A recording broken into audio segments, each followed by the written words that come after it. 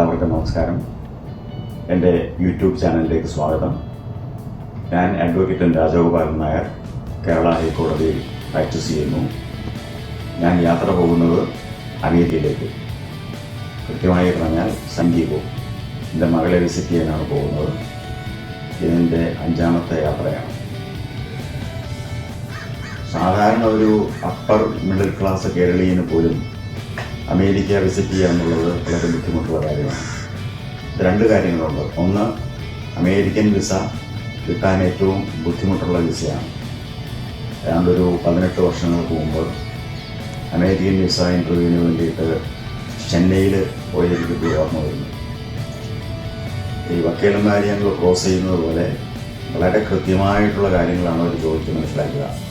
അവിടെ അമേരിക്കയിൽ നിൽക്കുമെന്നുള്ള എന്തെങ്കിലും സംശയം വന്നു കഴിഞ്ഞാൽ അവർ നിരസിക്കും. ഇതൊരു കാര്യം. പിന്നെ രണ്ടാമത്തത്, എനിക്ക് തോന്നുന്നത് ഈ ലോകത്തിലെ തന്നെ ഏറ്റവും വലിയ യാത്രകളിലൊന്നാണ് ഇന്ത്യ മുതൽ അമേരിക്ക വരെയുള്ള യാത്ര. ഭൂഗോളത്തിൻ്റെ ഒരു ഭാഗം മുതൽ മറ്റേ ഭാഗം വരെ. ഒരു ഉദാഹരണം ഞാൻ പറയാം. കേരളത്തിൽ നിന്ന് ഡൽഹിയിലേക്കുള്ള യാത്ര ഒരു 2.5 മണിക്കൂർ എടുക്കും. ഒരു 2500 കിലോമീറ്ററാണ്. ഈ സ്റ്റേറ്റ്സിലേക്കുള്ള ദൂരം എന്ന് പറയുമ്പോൾ ഒരു 13,000 ചില്ലാനം കിലോമീറ്റർ വരും.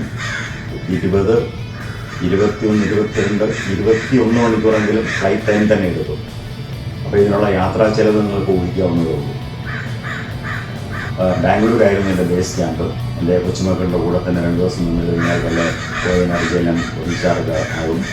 19-ാം തീയതിയായിരുന്നു ഫ്ലൈറ്റ്, കാലത്തെ 6:45. അപ്പോൾ 2:30 മണിക്ക് എൻ്റെ മോളുടെ സ്ഥലത്ത് നിന്ന് ഞാൻ പുറപ്പെട്ടു. കെങ്കേരിയിൽ നിന്ന് മോള് ടാക്സിയെല്ലാം അറേഞ്ച് ചെയ്തിട്ടുണ്ടായിരുന്നു. നല്ല മഴ. ഏതായാലും സമയത്തിന് തന്നെ കമ്പൽഗൂഡ ഇൻ്റർനാഷണൽ എയർപോർട്ടിലെത്തി.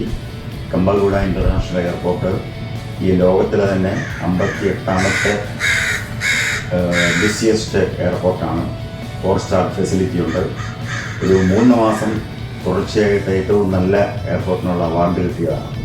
വെർട്ടിക്കൽ ഗാർഡനും എല്ലാം വെച്ച് വളരെ മനോഹരമായിട്ടുള്ള ഒരു എയർപോർട്ടാണ്. അപ്പോൾ അവിടുന്ന് ഫസ്റ്റ് ലെഗ് 10 മണിക്കൂർ ലണ്ടനിലെ ഹീത്രൂ. അവിടുന്ന് second leg another കണ്ണവേഴ്സ് to San Diego.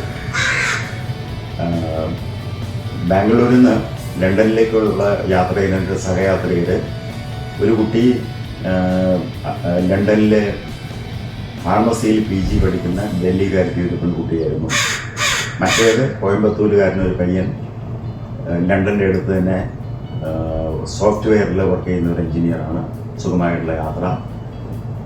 San Diego ഇവിടെ ഹീത്രൂവിൽ ചെന്നിട്ട് ഫ്ലൈറ്റ് അവിടുന്ന് വേറെ ഫ്ലൈറ്റാണ്. അവിടുന്ന് മാറി കയറി സാൻഡിഗോ. ഇനി സാൻഡിഗോയെ കുറിച്ച് തന്നെ 2 വാക്ക് പറയേണ്ടി വരും.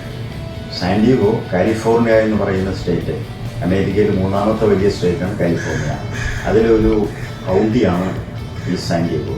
കൗണ്ടി എന്ന് പറയുമ്പോൾ ഏതാണ്ട് നമ്മളുടെ കോർപ്പറേഷൻ്റെ മോഡിൽ വരുന്ന ഒരു സ്വയംഭരണ സ്ഥാപനമാണ്. അതിന് അതിൻ്റെതായിട്ടുള്ള സംവിധാനങ്ങളൊക്കെ ഉണ്ട്. സാൻഡിഗോ വളരെ നല്ല കാലാവസ്ഥയും നല്ല ബീച്ചുകളുമുള്ള സ്ഥലമായതുകൊണ്ട് എല്ലാവർക്കും വളരെ ഇഷ്ടപ്പെടുന്ന ഒരു സ്ഥലമാണ് സാൻഡിഗോ. പിന്നെ മലയാളികളെ സംബന്ധിച്ച് പറയുമ്പോൾ വൈകാരികമായിട്ട് നമുക്ക് വളരെയധികം ബന്ധമുള്ളൊരു സ്ഥലമാണ്. ഇങ്ങനെ പറയാനുള്ള കാരണം, സ്വാമി ചിന്മയാനന്ദൻ കഥാപശ്ലേഷണമാകുന്നത് അമേരിക്കയിലെ സ്റ്റാർ മെമ്മോറിയൽ ഹോസ്പിറ്റലിൽ വെച്ചാണ്. ഇനി ഇവിടുത്തെ ഓരോ കാഴ്ചകളെയും ഞാൻ നിങ്ങളെ കാണിച്ചു തരാം. സാധാരണ ഒരു കണ്ടക്ടർ ടൂറിൽ പോവുകയാണെങ്കിൽ ഡെസിഗ്നേഷൻ ലൊക്കേഷനിൽ മാത്രമേ പോകാൻ സാധ്യതയുണ്ടാവുള്ളൂ. ഇതിപ്പോഴും ഞാനിവിടെ എൻ്റെ 5ാമത്തെ പ്രാവശ്യമാണല്ലോ വരുന്നത്. പല വഴികളും എനിക്കറിയാം. അപ്പോൾ ഏത് വഴി പോയി കണ്ടു കഴിഞ്ഞാലും ഒരു കേരളീയനെ സംബന്ധിച്ച് കാണാത്ത സ്ഥലമായതുകൊണ്ട് അത് നല്ലതായിട്ട് തോന്നണം. അപ്പോൾ എന്നെക്കൊണ്ടാകാവുന്ന സ്ഥലങ്ങളൊക്കെയാണ് നിങ്ങളെ കാണിച്ചു തരാം.